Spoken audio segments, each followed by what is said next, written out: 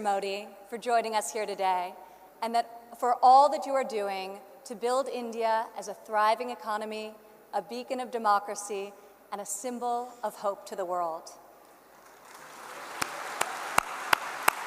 What you are achieving here is truly extraordinary.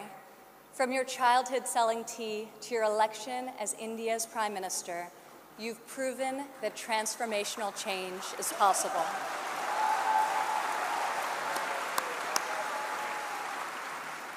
And now you are bringing that promise to hundreds of millions of people across your country. Thank you. To the people of India, I want to congratulate you as you celebrate the 70th anniversary of your independence. You are celebrating it as the world's largest democracies and one of the fastest growing economies on earth.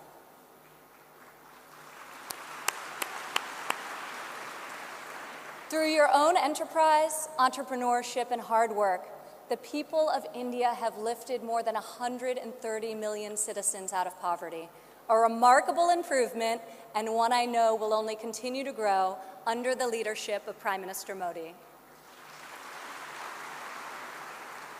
All of you are helping India's middle class reach its goal of nearly 500 million people by 2030. You have opened new universities across the country. Your doctors and scientists are discovering medical cures and life-saving technologies.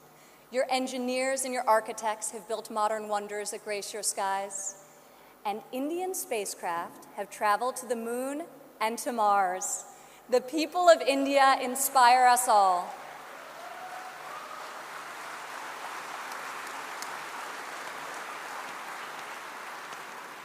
This is the first time India has hosted the Global Entrepreneurship Summit.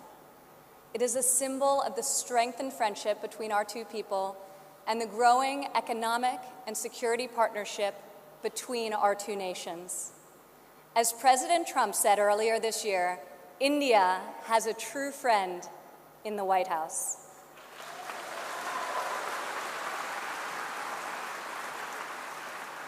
I would like to thank the State Department for co-hosting this incredible gathering. I would also like to thank Governor Narasimhan and all elected Indian officials who are here with us tonight for welcoming us to your beautiful country. Thank you. It's incredible to be in this ancient city brimming with transformative technology. Now, your tech centers may even outshine your world-famous biryani. Maybe. CEOs like Microsoft's Satya Nadella went to school right here in Hyderabad.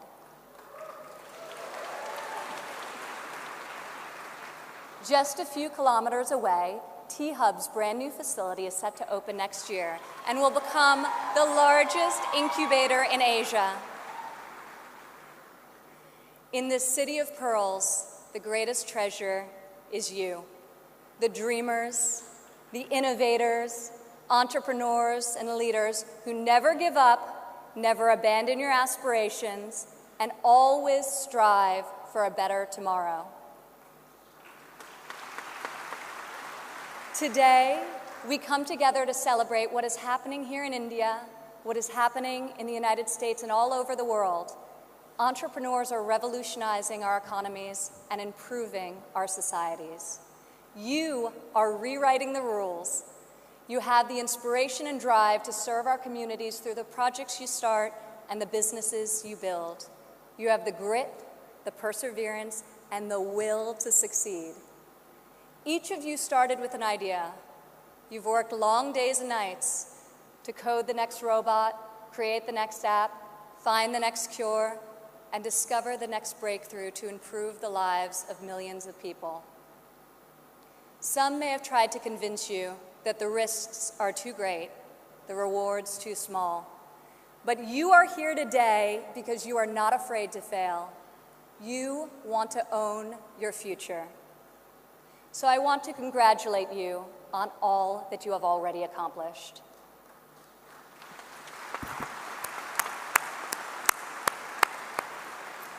And I especially want to congratulate the women entrepreneurs here with us today.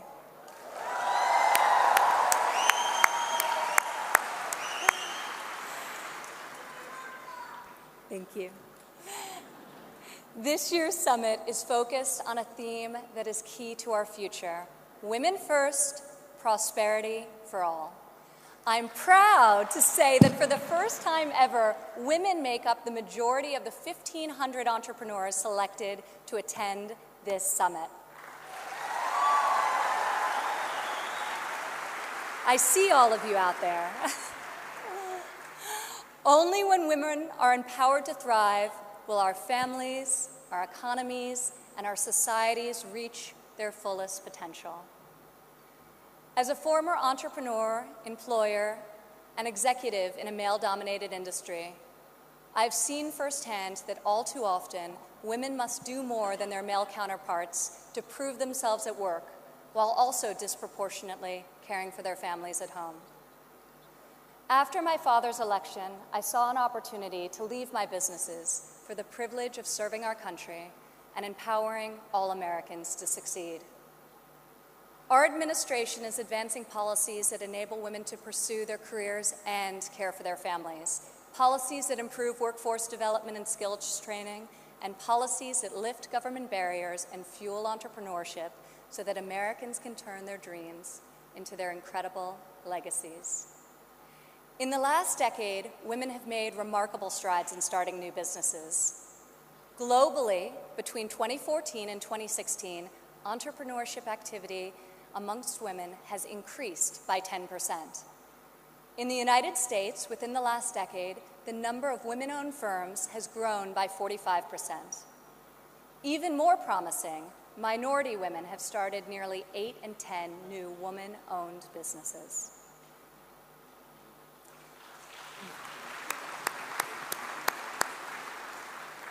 Today, more than 11 million women in the United States own businesses. They employ nearly 9 million workers and generate over $1 trillion in revenue.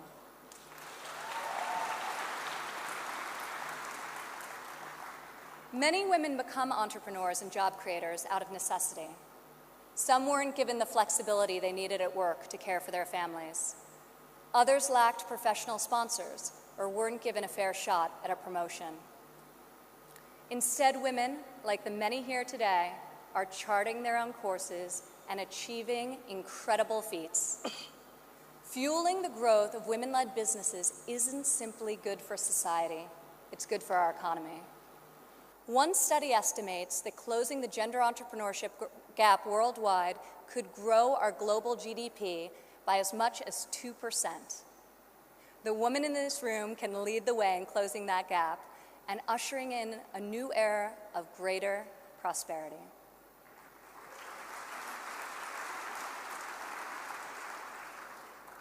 Yet despite the soaring rate of female entrepreneurs, women still face steep obstacles to starting, owning, and growing their businesses. We must ensure women entrepreneurs have access to capital, access to networks and mentors, and access to equitable laws. In developing countries, 70% of women-owned small and medium-sized businesses are denied access to capital. The result has been a nearly $300 billion annual credit deficit for women entrepreneurs in the developing world. In the United States, a Harvard Business Review report found that investors ask men questions about their potential for gains, whereas they ask women questions about their potential for loss.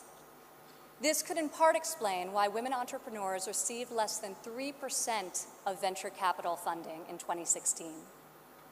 We are working hard to reverse this trend. The U.S. Small Business Administration, for example, increased lending to women by over $500 million this year alone.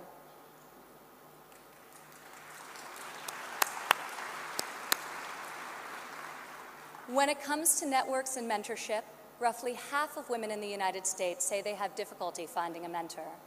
Yet mentorship is critical to success, as each of you knows.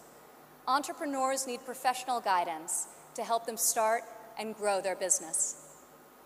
In the United States, we are fostering mentorship through programs such as SCORE, a nationwide initiative where successful men and women coach those who want to become their own CEOs.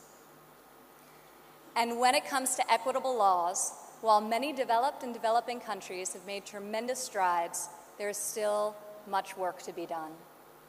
In some countries, women are not allowed to own property, travel freely, or work without the consent of their husbands.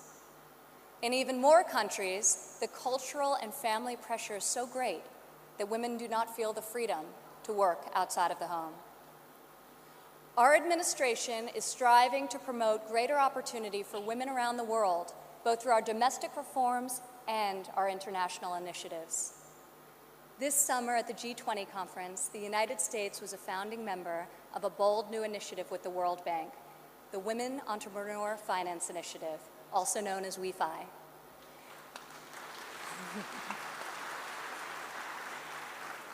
This facility provides access to capital, networks, and mentorship for women in developing countries. WEFI is the first facility to support women entrepreneurs at this scale, and we anticipate it will be able to leverage in excess of $1 billion in public and private financing. This facility also seeks to address the legal and regulatory barriers that limit opportunities for women entrepreneurs. In the last decade, USAID has promoted women's entrepreneurship through a number of programs, including providing microfinance loans to women in Afghanistan and bringing internet access to women in Nigeria and Kenya. USAID Administrator Mark Green is here with us today. Where are you, Mark? Thank you, Mark. I want to thank Mark and the entire U.S. delegation for their tireless work to improve the lives of millions, both domestically and abroad.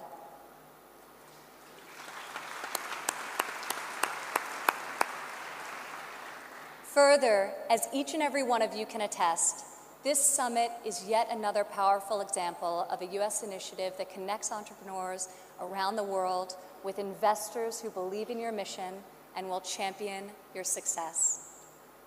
I want to thank the U.S. business leaders who have traveled all the way to Hyderabad for this inspiring event.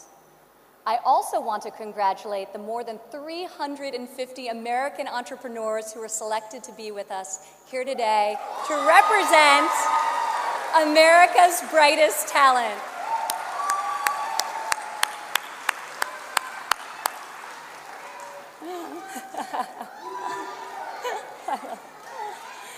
I think I found your section. Thank you. At home, our administration is committed to empowering women entrepreneurs through domestic reforms. In the past 11 months, we have expanded apprenticeship programs and prioritized STEM education to ensure that women and men have more opportunities to master the skills that drive progress in the 21st century. We have dramatically reduced job-crushing regulations, which disproportionately hurt entrepreneurs and small business owners. And we are laser-focused on passing long-overdue tax cuts.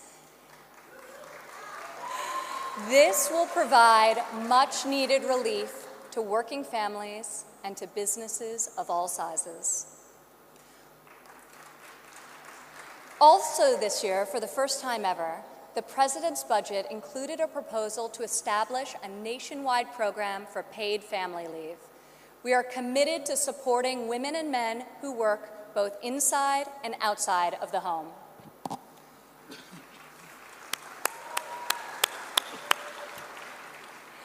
When women work, it creates a unique multiplier effect. Women are more likely than men to hire other women, to give them access to capital, mentorship, and networks. Women are also more likely to reinvest their income back into their families and their communities. Here in India, I want to applaud Prime Minister Modi for his firm belief that the progress of humanity is incomplete without the empowerment of women.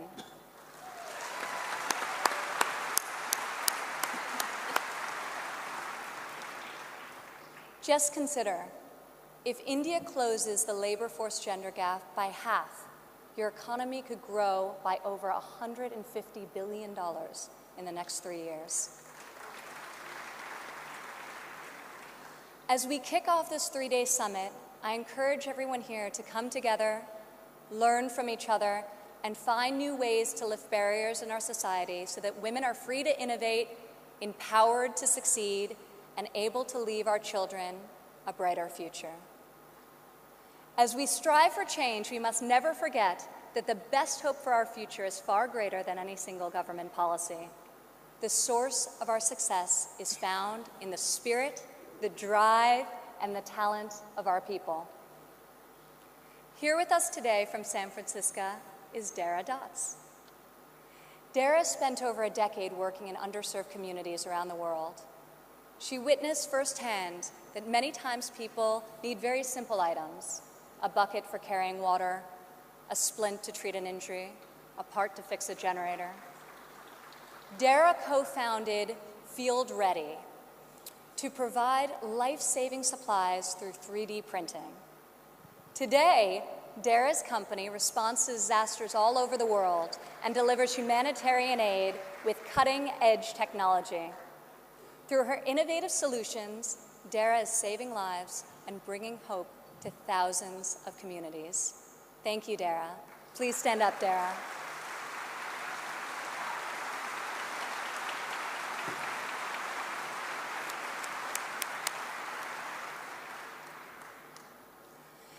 Rajlakshmi Bhartakar joins us from Bangalore, India. When her son began having seizures at a young age, she decided to create her own solution to better monitor his health. Stand up.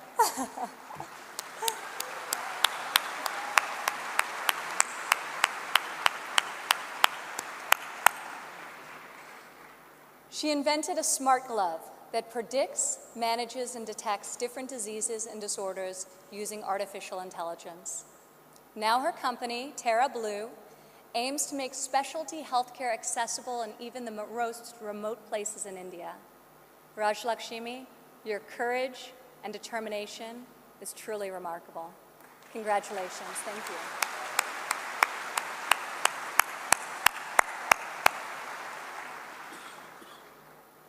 Also here with us today is Rayan Karmalova from Azerbaijan. Rayan, please stand up.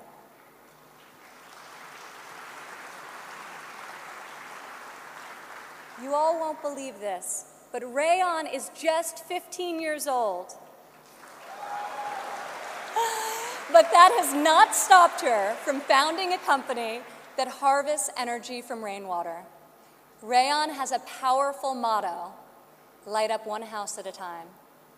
Rayan, each home you light up is illuminating the world. We are inspired by your brilliance and your hard work. Thank you.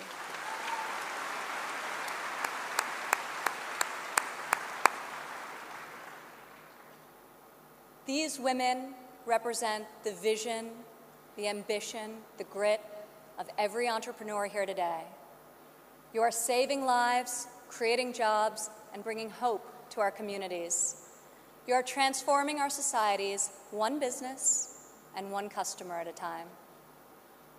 You prove to the world that we have the power to rise above the challenges of our day and to pioneer new pathways forward and to leave our mark on this moment in history. Just think about how much better the world would be if all of us, men and women, are empowered to dream big, aim high, and work together towards a more just and prosperous future. A future where mothers and fathers can work hard to build a better life for their families, where boys and girls can go to school, discover their talents, and pursue their ambitions, and where people of all nations can live and work together in dignity and in peace. This is the future we can, will, and must build together. And this is the promise of the visionaries gathered in this room today. Thank you.